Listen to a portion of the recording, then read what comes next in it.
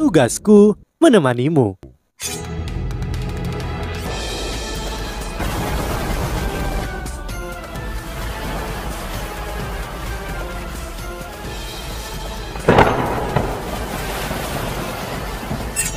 Hai sahabat Pasuk, kembali lagi bersama alur cerita versi novel Solen 2 Sekte Tang yang tak tertandingi. Jangan lupa like, subscribe, dan nyalakan tanda lonceng. Mari kita lanjutkan. Jika aku tidak salah, target sebenarnya dari Jusi mungkin adalah Kekaisaran Doling. Tang Wutong bertanya, lalu bagaimana denganmu? Woyoha membawanya ke pelukannya saat dia membelai rambutnya yang panjang. Pertama, aku akan merawat Guru Shoya. Setelah itu aku akan memulai berkultivasi tertutup dan mendorong untuk menjadi Feng Hao Doulo. Kamu benar. Jika ada satu orang yang dapat mengubah hasil sendirian, orang itu harus aku. Aku adalah satu-satunya orang yang dapat menyusup ke camp musuh. Sebagai prajurit tertinggi, aku harus melakukannya dengan kemampuan terbaikku. Tang Wutong terdiam sebelum dia mengangguk dengan kencang. Dia mengerti bahwa ini adalah pilihan terbaik. Begitu Woyoha mendapatkan inti jiwa keduanya, ia tidak akan menjadi Feng Hao Doulo biasa. BB menatap Woyoha dengan kesedihan di matanya. Yohao, kamu... Woyoha mengangkat tangannya dan menghentikan BB dari berbicara. Dia tersenyum dan berkata, kakak tertua, sebagai seorang lelaki, aku tidak boleh meringkuk dari tantangan. Biarkan aku bertarung dengan Jusi. Karena dia menggunakan skema terbuka, aku akan melakukan hal yang sama. Mari kita lihat pada akhirnya siapa yang akan menang. Setelah kembali ke Sekte Tang, Woyoha menyadari bahwa semua orang sibuk dengan pekerjaan. Hanya ada satu orang yang duduk di aula. Tang Ya masih terlihat sangat pucat. Dia tampak seperti bunga bakung yang menyedihkan ketika dia duduk di sana sendirian. Hati Woyoha terluka melihatnya seperti ini. Guru Shoya. Woyoha berjalan cepat melintasi aula BB. Entah bagaimana lebih lambat darinya saat air mata mulai mengalir di matanya. Sudah beberapa tahun sejak mereka menyelamatkan Tang Ya, namun BB bisa mengatakan bahwa dia tidak pernah benar-benar bahagia. Ketidakbahagiaannya bukan karena kurangnya kesehatan. Dia merasa tidak bahagia karena dia melihat bagaimana dia tidak dapat berkontribusi untuk kesuksesan Sekte Tang. Membangun Sekte Tang selalu menjadi mimpinya. Dia hanya bisa menyaksikan semua orang bekerja keras setiap hari atau bahkan mempertaruhkan nyawa mereka. Tekanan psikologi jauh melebihi rasa sakit fisik yang dialaminya. Kondisi Tang Ya telah stabil dengan bantuan pil keberuntungan Qian Kun dan pedang pelindung kehidupan Woyoha, namun dia masih seorang wanita muda yang sangat lemah. Setelah mendengar berita bahwa Woyoha telah kembali dengan Kaisar Biru Perak, bagaimana mungkin Tang Ya tidak bahagia ketika dia akhirnya memiliki kesempatan untuk pulih? Terima kasih Yuhao. Setelah melihat Woyoha, Tang Ya segera berdiri saat air mata mengalir di wajahnya. Woyoha segera berkata, Guru Shoya, tidak perlu bagimu untuk berterima kasih padaku seperti ini. Jika kamu dan kakak tertua tidak membawaku saat itu, aku tidak akan berada di sini hari ini. Sekarang, aku akan mulai menyembuhkannya. Kita bisa mengejar ketinggalan setelah pulih, oke? Saat dia berbicara, dia mulai melepaskan deteksi spiritualnya dan menemukan Kaisar Biru Perak di dalam Sekte Tang. BB berjalan ke Shoya. Setelah menunggu selama bertahun-tahun, Tang Ya yang sehat akhirnya akan kembali ke sisinya. Bagaimana mungkin dia tidak bahagia? Dalam waktu singkat, Kaisar Biru Perak telah memasuki aula. Dia tahu Tang Ya adalah target saat ia melangkah masuk. Jiwa bela diri biru peraknya sudah sangat lemah. Sebagai Kaisar rumput biru perak, secara alami bisa merasakan keadaan jiwanya. Halo, Kaisar Biru Perak. BB akhirnya bisa meletakkan emosinya yang luar biasa dan berbicara lagi. Dia membungkuk di depan Kaisar Biru Perak dengan ketulusan hati bersama dengan Shoya. Woyoha berbicara, Penatua, ini kakak tertuaku dan dia adalah Guru Shoya. Aku percaya Anda seharusnya bisa mengatakan bahwa jiwa bela dirinya telah terluka parah. Karenanya kami membutuhkan bantuan Anda. Kakak tertuaku juga bersumpah untuk tidak berburu monster apapun kecuali dia diserang oleh mereka. Kaisar Biru Perak mengangguk dan memberikan jawaban langsung. Kalau begitu mari kita mulai dengan perawatannya. Kita bisa membicarakan sisanya nanti. Saat berbicara, Kaisar Biru Perak mengangkat tangannya. Daun biru melayang dan mendarat di tangan Huo Yuhao. Mereka telah bekerja sangat keras untuk menemukan Kaisar Biru Perak dan bahkan telah mengumumkan ke seluruh benua bahwa mereka bersedia memberi hadiah kepada orang yang bisa membawa Kaisar Biru Perak ke Tangya. Namun, semua upaya mereka gagal sampai sekarang. Kaisar Biru Perak kini akhirnya tiba di Sekte Tang. Huo Yuhao kini berbalik dan menatap Bebe. Kakak tertua, mari kita cari ruang meditasi dan mulai perawatan. Kaisar Biru Perak, aku menganggap Anda bergabung dengan kami kan? Ya, aku juga akan. Melihatnya, Kaisar Biru Perak mengangguk.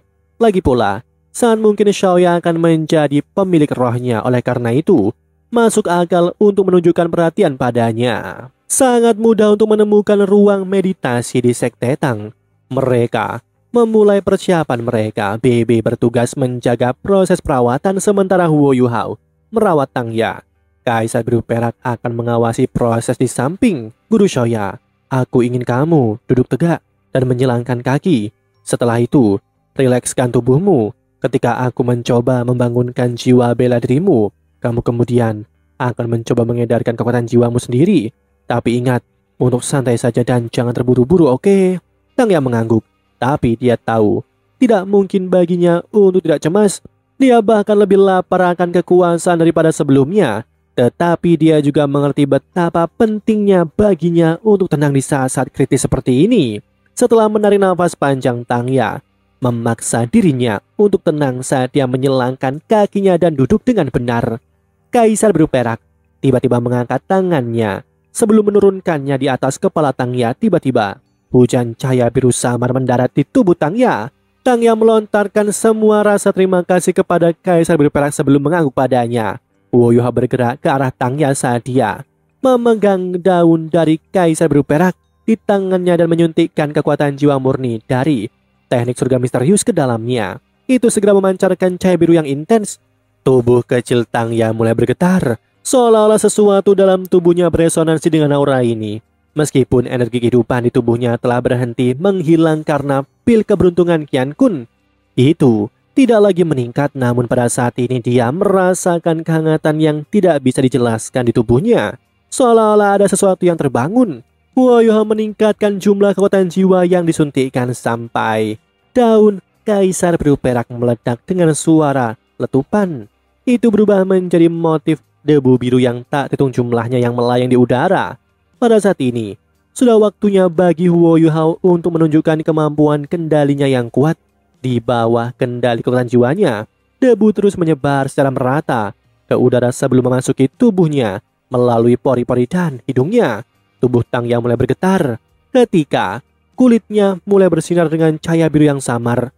Huo Yuhao menghela nafas lega, sepertinya semuanya berjalan dengan sesuai rencana. Penggunaan utama tanaman biru perak adalah untuk membangkitkan jiwa bela diri rumput biru perak Tangya.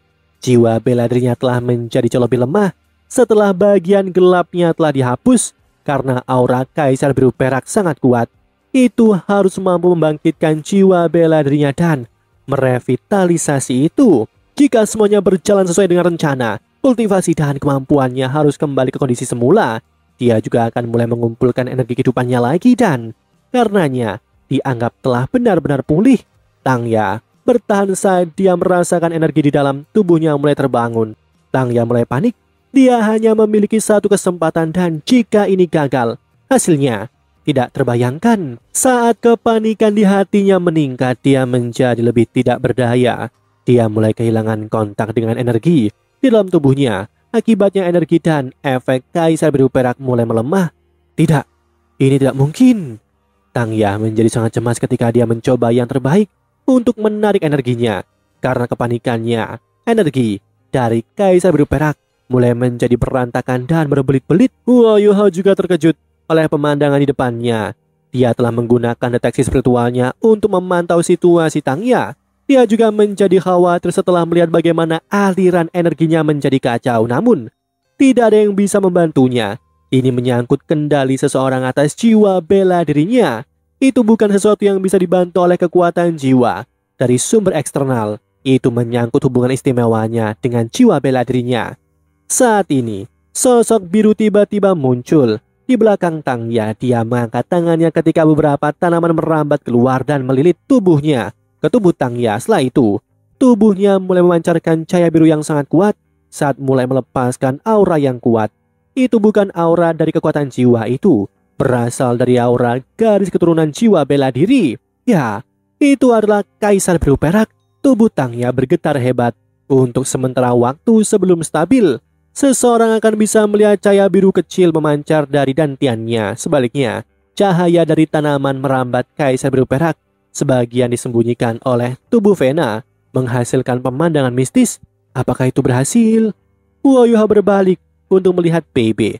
Dengan kegembiraan di matanya, dia menyadari Bebe sedang menatapnya dengan mata penuh harapan juga. Keduanya sangat ingin tahu hasilnya. Sepertinya, Kaisar Biru Perak telah melakukan intervensi kritis pada saat yang paling penting. Huo Yuhao dapat merasakan bahwa ini adalah upaya yang berhasil. Seperti yang diharapkan, nafas Tangya mulai menjadi stabil saat tubuhnya berhenti gemetar. Dia mulai memiliki fluktuasi kekuatan jiwanya sendiri. Kaisar Biru Perak melonggarkan tanaman rambat yang melilitnya saat kembali ke sisi Huo Yuhao. Jiwa bela dirinya di tubuhnya sudah terbangun. Ini benar-benar salah satu rumput biru perak paling murni yang pernah aku lihat. Selain itu, dia juga tampaknya memiliki darah kerajaan rumput biru perak yang sebenarnya. Terima kasih Yuhao, kamu telah membantuku menemukan orang yang benar-benar bagus. Jika aku benar-benar dapat bergabung dengan dia dan menjadi rohnya, aku yakin kita akan berbagi hubungan simbiosis yang bermanfaat. Terima kasih. Huo Yuhao dan Bebe membungkuk serempak ke Kaisar Biru Perak. Kita harus menjadi orang yang berterima kasih padamu. Tanpa bantuanmu barusan, dia akan berada dalam masalah serius. Nafas Tangya akhirnya stabil ketika fluktuasi kekuatan jiwa dari tubuhnya mulai menjadi lebih kuat. Bebe juga bisa merasakannya melalui berbagi spiritual Huo Yuhao. Sepertinya Guru Shoya perlu berkultivasi dalam kondisi tertutup untuk jangka waktu yang lama kali ini. Aku yakin dia akan memulihkan semua kekuatan jiwanya setelah kultivasinya yang tertutup. Ketika saat itu tiba, kita hanya perlu memberinya tonik dan herbal untuk membantunya kembali ke kondisi terbaiknya. Kakak tertua, mengapa kita tidak meminta kakak ketiga untuk pergi ke Starlo saja? Kamu bisa tinggal untuk menemani Guru Shoya. Bebe menggelengkan kepalanya dan berkata, semua orang sibuk dengan tanggung jawab mereka sendiri. Aku pikir masih lebih baik bagiku untuk pergi ke Starlo. Aku pikir aku akan jauh lebih persuasif sebagai anggota Palvi di Dewa Laut daripada saudara ketiga. Yuhao, aku akan segera pergi. Setelah kamu membantuku menulis surat, aku akan pergi dan berbicara dengan Nanan dan Xiao Xiao dan meminta mereka untuk mengurus Xiaoya untukku. Bebe bersiap untuk berkontribusi pada perang. Sekarang Tangya sudah dalam perjalanan menuju pemulihan. Hampir seolah semua kekhawatirannya telah hilang. Ketika emosinya membaik, seluruh kondisi mentalnya tampaknya menjadi sangat berbeda. Karena mereka tidak punya banyak waktu, Huo Yuhao tidak membuang waktu dengan formalitas. Baiklah kakak tertua, pada saat Bebe selesai menyampaikan instruksinya kepada Xiao Xiao dan Jiang Nanan, Huo Yuhao selesai dengan surat itu. Setelah menerima surat itu, Bebe segera pergi ke Starlo tanpa beristirahat sama sekali. Setelah memberikan beberapa pengingat ke Jiang Nanan dan Xiao Xiao, Huo Yuhao pergi ke aula ala jiwa. Dia langsung pergi ke laboratorium Guru Suan. Sebelum berkultivasi yang tertutup, ia memiliki beberapa hal yang ingin dia tanyakan kepada Guru Suan. Huo Yuhao sudah terbiasa dengan ini, dan dia membuka pintu dan masuk dengan tenang. Guru Suan sedang sibuk membangun alat jiwa di dalam laboratorium. Seperti yang diharapkan Huo Yuhao, dia bahkan tidak melihat ke atas untuk melihat siapa yang masuk. Guru Suan, aku kembali. Demikianlah kisah untuk kali ini. Sahabat Pasuk, jangan sedih, jangan bimbang, apalagi galau. Karena aku kan selalu menemanimu.